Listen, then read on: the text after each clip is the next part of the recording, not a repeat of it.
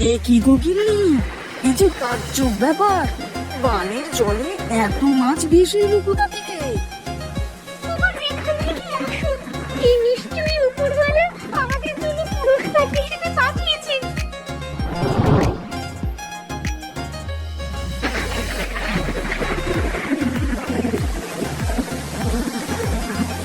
ওগো বউ, এবার কি হবে বলো দেখি আমাদের? 3 দিন ধরে এক নাগাড়ে বৃষ্টি পড়েই যাচ্ছে, ওদিকে যে জমি রাস্তা সমস্ত কিছুই জলের তলায় ডুবে গেছে গো। সেই তো গো, খালপাড়ের ওই কয়েক কাঠা জমি আমাদের ভরসা। সেই জমির ফসল যদি পচে যায় তাহলে খাবো কি বলো দেখি? গত 2 দিন তুমি আমাকে মাঠে যেতে দাওনি, আজকে তুমি আমাকে আটকাতে পারবে না। আমি বৃষ্টিতে ভিজে হলেও জমির হাল একবার দেখে আসবো। আজকে তোমাকে আমি বারণ করবো না, শুধু নিজের শরীরের প্রতি একটু খেয়াল রেখো। এই সময় জ্বর সর্দি বাঁধালে ওষুধ কিনবার টাকা পর্যন্ত আমাদের কাছে নেই। ঠিক আছে গিন্নি, সে দেখা যাবে এখন। তুমি আমাকে এখন কিছু খেতে দাও দেখি, আমি দুটো খেয়ে জমির হালটা দেখে আসি। ঠিক আছে, তুমি বসো, আমি তোমার জন্য পান্তা ভাত আর কাঁচা মরিচ নিয়ে আসছি।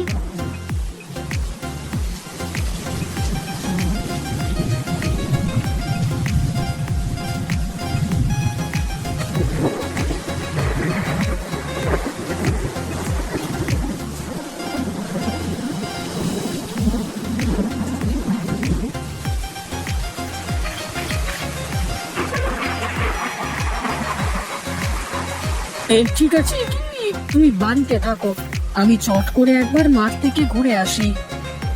সাবধানে যেও, যা জল বেড়েছে তাতে সাপ জলের উপর ঘুরে বেড়ানো আশ্চর্য কিছু নয়।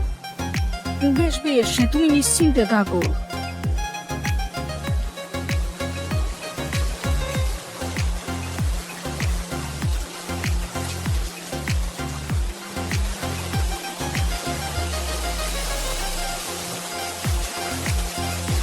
তেরিকা, সেই কখন থেকে জাল বেরিয়ে যাচ্ছে, একটা মাছও তো উঠবার নাম নেই।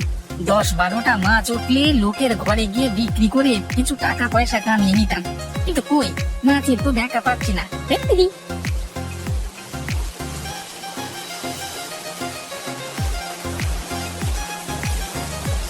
না, এই যে কোনটা মাঠ আর কোনটা পুকুর সেটা তো আমি ঠিক করে বুঝতে পারছি না। জলের যা স্রোত দিচ্ছে, তাতে তো একবার ভুল জায়গায় পা পড়লেই স্রোতে ভেসে চলে যাব। আরে ও গোপালদা, এই বন্যার সময় চললে কোথায় তুমি? স্রোতে ভেসে মারা পড়বে যে। হ্যাঁ গো হারান ভাই, ওই ভয় তো এগোতে পারছি না। এখন জমিটা একবার দেখতে যাব ভাবলাম, কিন্তু কোনটা জমি কোনটা নদী কিছুই তো বুঝতে পারছি না। জমি বলতে তোমার সেই খালপাড়ের জমিটা নাকি? হ্যাঁ গো, সেই জমিটাই বটে, কিন্তু এখন কি করবো বলো দেখি। না না, মাথা খারাপ নাকি?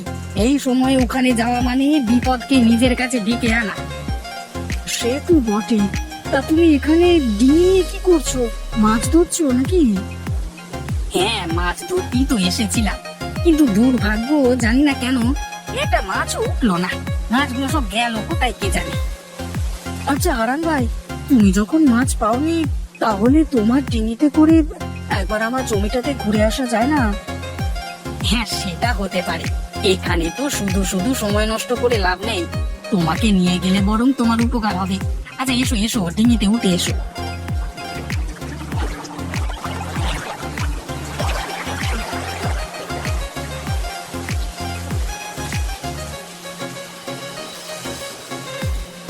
বাড়িতে কেউ আছো? বাবারা, মায়েরা, বাড়িতে কেউ আছো কি?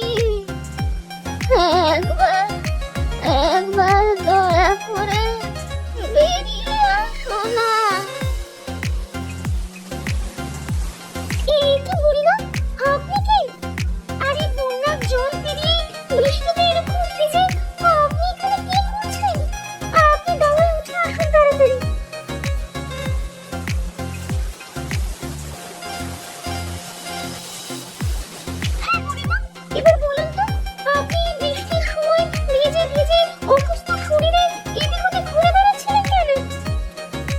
আরে আমার পরিচয় জেনে কি হবে? আমার মতো দুঃখী মা পৃথিবীতে বোধহয় কেউ নেই। আমাকে এই বৃদ্ধ বয়সে লোকজনের বাড়ির দোরগোড়ায় ঘুরে ঘুরে দুমুঠো ভাত চাইতে হয়। এর থেকে দুর্ভাগ্য আর কি হতে পারে বল মা? এমন করে বলবেন না মা। আপনার যদি কোথাও থাকবার জায়গা না থাকে তাহলে আপনি আমাদের সাথে এখানে থাকুন, আমাদের কোনো অসুবিধা হবে না। আরে এর আগে আমি অনেক জনার বাড়ির দোরগোড়ায় ঘুরেছি, কেউ আমাকে তাদের সাথে রাখতে চায়নি। রাখা তো দূরের কথা, দুটো খেতে চাইলেও আমাকে দূর দূর করে তাড়িয়ে দিয়েছে। আপনাকে কোথাও যেতে হবে না মা। আজ থেকে আপনি আমাদের সাথে থাকবেন। আমরা দুবেলা দুমুঠো যা খেতে পাই আপনার সঙ্গে ভাগ করে খেতে আমাদের কোনো অসুবিধা হবে না মা। বেঁচে থাকো, বেঁচে থাকো মা, বেঁচে থাকো, সুখী হও। তা মা, তুমি কি বাড়িতে একাই থাকো? না মা, আমি আর আমার স্বামী দুজনে থাকি। ও একটু বাইরে বেরিয়েছে, বন্যার জলে জমি একটু ভার সেটাই দেখতে গেছে। না রে মা, জমির হাল একদম ভালো নয়। সব জমি জলে ডুবে গেছে। এই বছর ফসল সবই পচে যাবে রে, পচে যাবে। সেই জন্য আমরাও চিন্তায় আছি বুড়িমা। আমাদের একটাই মাত্র জমির ভরসা, সেটাও যদি ডুবে যায় তাহলে যে আমরা না খেতে পেয়ে মারা যাবো। চিন্তা করিস না মা, সব কিছু ঠিক হয়ে যাবে। তোদের খাওয়া পড়ার কোনো অভাব হবে না।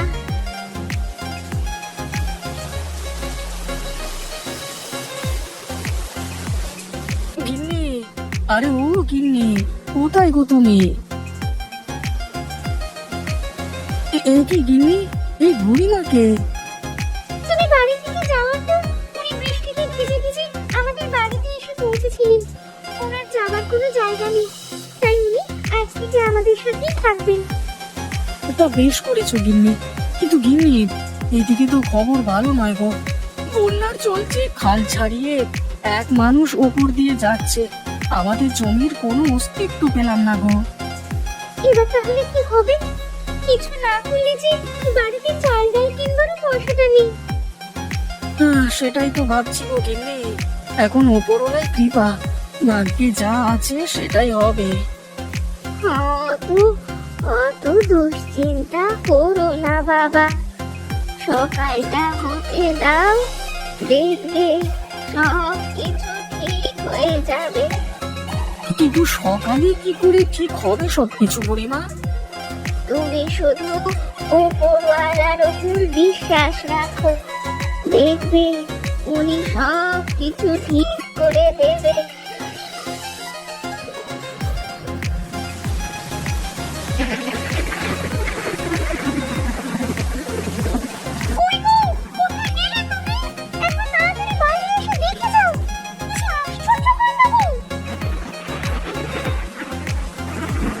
আরে কি হলো গিন্নি, তুমি সকালবেলায় এরকম চিৎকার চেঁচামেচি করছো কেন? কি দেখে এত চেঁচাচ্ছ? হ্যাঁ বাবা, তুমি একবার সামনে উঠে তাকিয়ে দেখবে তুমিও চিৎকার করতে শুরু করে দেবে। কই দেখি। এ কি গো গিন্নি, এই যে তাজ্জব ব্যাপার, বানের জলে এত মাছ ভেসে এলো কোথা থেকে? বাবা, যেখান থেকে আসুন, এই নিশ্চয়ই উপরওয়ালা আমাদের জন্য পুরস্কার হিসেবে পাঠিয়েছেন। তুমি দাঁড়াও, আমি ঝুড়ি নিয়ে এসে মাছগুলোকে তুলে নিই।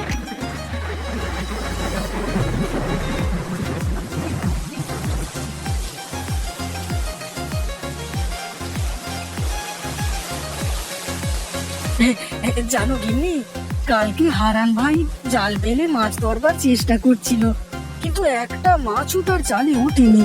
আর আজকে দেখো, না চাইতেই আমাদের উঠানে বানে ভেসে এত মাছ চলে এসেছে। তাই নাকি?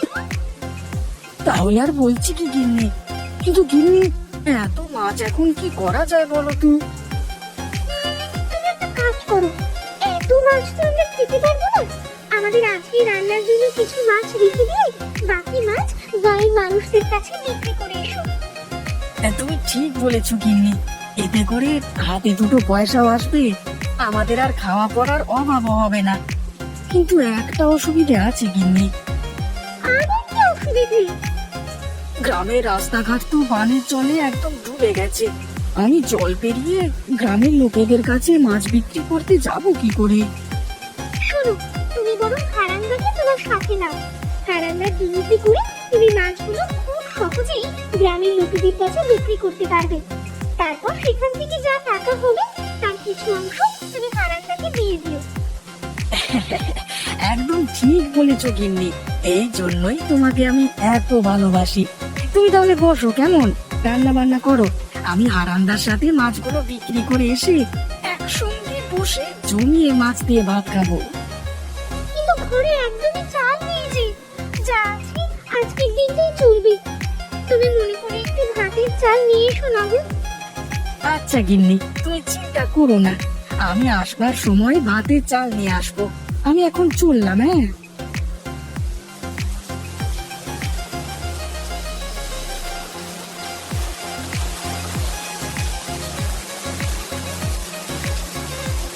কি গো গোপাল ভাই, তুমি এত মাছ কোথায় পেলে? আমি তো সকাল থেকে আজ একটা মাছও পাইনি। আরে হারান্দা, বানের জলে ভেসে আমাদের উঠানে এসে জমা হয়েছিল মাছগুলো। বলো কি? এই যে তাজ্জব ব্যাপার, তা এত মাছ নিয়ে তুমি এখন করবেটা কি? এই মাছ এখন তুমি আর আমি মিলে গ্রামের বাকি মানুষদের ঘরে গিয়ে বিক্রি করব। তারপর যে টাকাটা আসবে সেটা আমরা দুজনে ভাগ করে নেব। এটা তুমি মন্দ কথা বলনি। আচ্ছা এসো এসো, আমার ডিঙিতে এসো, আমরা দুজনে মাছগুলো বেচে আসি।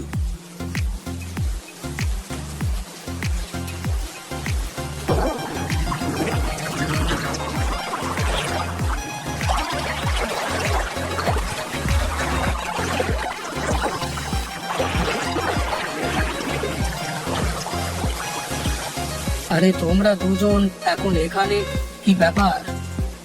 মোড়ল মশাই, মাছ লাগবে, আমরা মাছ বিক্রি করতে এসেছি। আরে হারাম তো দুদিন ধরে মাছ ধরে উঠতে পারে না, আর আজকে এত মাছ পেলে কোথায়? সে অনেক কথা মোড়ল মশাই, আপনি চান তো বাকি যে কটা মাছ আছে সব কটাই আপনাকে দিয়ে যাই, সব মিলিয়ে ওই 1000 টাকার মতো হবে। আচ্ছা বেশ, তাই দাও। এই নাও গোপাল, তোমার 1000 টাকা। আবার মাছ পেলে আমাকে কিন্তু অবশ্যই দিয়ে যাও। আচ্ছা মোড়ল মশাই, অবশ্যই দিয়ে যাব।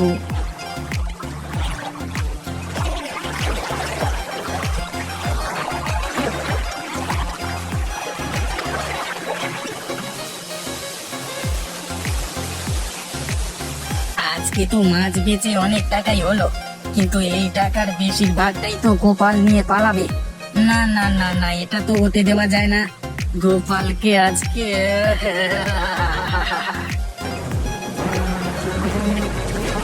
কি হারান্দা, তুমি কি করছো আমার সাথে? আমাকে বাঁচাও, আমাকে এখান থেকে উদ্ধার করো, না হলে আমি বন্যার জলে ভেসে মারা যাবো। হারান্দা, উদ্ধার করো। যদি বাঁচতে চাও তবে আজকের ব্যবসার পুরো টাকাটা আমার হাতে তুলে দাও। আমার 1 টাকাও চাই না হারান্দা, এই নাও তোমার সব টাকা, তুমি শুধু আমাকে বাঁচাও এখান থেকে। তোমাকে আর বাঁচিয়ে কি হবে, তুমি বরং এখানেই মরো। আমি তোমার বাড়িতে যেয়ে কাঁদো কাঁদো মুখ করে বলবো গোপালদা বন্যার জলে ভেসে গেছি। না হারান্দা, এমনটা করো না, আমার পরিবার না খেতে পেয়ে মারা যাবে। সে সব আমার দেখে কি হবে, তুমি বরং এখানে হাবুডুবু খাও। হ্যাঁ, আমি চলি।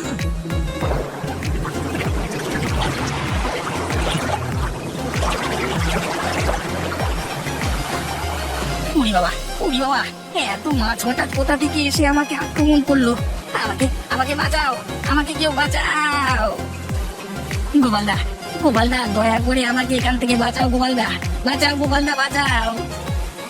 আমি তোমাকে বাঁচাবার কে বলো? একটু আগেই তুমি আমার জীবন নিতে চেয়েছিলে। এখন শাস্তি স্বরূপ বানের জলে ভেসে আসা মাছেরা তোমাকে জলে ফেলে দিয়েছে। এতে আমি কি করতে পারি বলো? তুমি এখানে হাবুডুবু খাও, আমি বরং বাড়ি যাই।